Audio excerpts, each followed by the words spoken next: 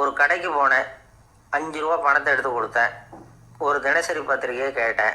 அவர் உடனே அங்கே அடுக்கி வச்சுருந்த பத்திரிகையில் ஒன்று எடுத்து என் கையில் கொடுத்தார். வாங்கிக்கிட்டேன். மீதி பணத்தை எடுத்தார். அதையும் என் கையில் கொடுக்கணும்ல, கொடுக்கல. எதிரில் இருந்த பலகையில் வச்சு எடுத்துக்க சொன்னார். எப்போவும் அவர் அப்படி தான் பண்ணுவார். நானும் எடுத்துக்கிட்டு வந்துடுவேன்.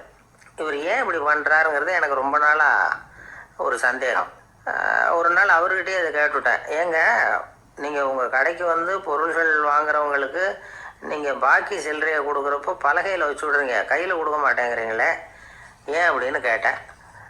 காசை கையில் கொடுத்தா நம்மக்கிட்ட இருக்கிற லட்சுமி போயிடுவா சார் அப்படின்னார். அதாவது பணம் செலவாயிடும் அப்படின்னு அர்த்தமா. இன்னொரு நண்பர், அவர் ஒரு நாள் வழக்கத்துக்கு மாறாக ரொம்ப சோகமாக உட்காந்துருக்கிறார். ஏங்க என்னாச்சு, ஏன் இப்படி கப்பலே கவிழ்ந்தது மாதிரி உட்காந்துருக்குறீங்க அப்படின்னு கேட்டேன். கப்பலே கவிழ்ந்திருந்தா கூட நான் இப்படி கவலைப்பட மாட்டேன் சார், வேற ஒன்று நடந்து போச்சுன்னார். என்னன்னு கேட்டேன். என் உச்சந்தலையில் பள்ளி ஒன்று விழுந்துட்டுதுன்னார். அதுக்காகவா இப்படி அப்படின்னு ஆச்சரியப்பட்டேன்.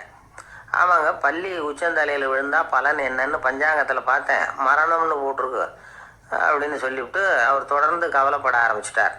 இப்படியும் ஒருத்தர், என் கூட வேலை பார்க்குற ஒருத்தர் எப்படி தெரியுமா, தினமும் வலது காலை வச்சு தான் ஆஃபீஸுக்கு உள்ளே நுழைவார். என்னைக்காவது தவறுதலாக இடது காலை வச்சு உள்ளே வந்துட்டார்னா அன்னைக்கு பூரா மனசு சங்கடப்படுவார். எந்த வேலையும் சரியாக ஓடாது. கேரம் போர்டு ஆடுற ஒருத்தர் எப்போ ஆட உட்காந்தாலும் ஸ்ட்ரைக்கரை கை தவறி கீழே விழுற மாதிரி பண்ணி அதுக்கப்புறம் அதை எடுத்துக்கிட்டு ஆட உட்காருவார். ஏன்னா எப்போவும் ஒரு தடவை நிஜமாகவே அது வந்து கை தவறி கீழே விழுந்துருக்குது. அன்னைக்கு பிரமாதமாக ஜெயிச்சுட்டார். உடனே ஒரு முடிவுக்கு வந்துட்டார், கை தவறுனா லாபம் அப்படின்னு. அதுக்கப்புறம் அதையே பழக்கமாக்கிக்கிட்டார்.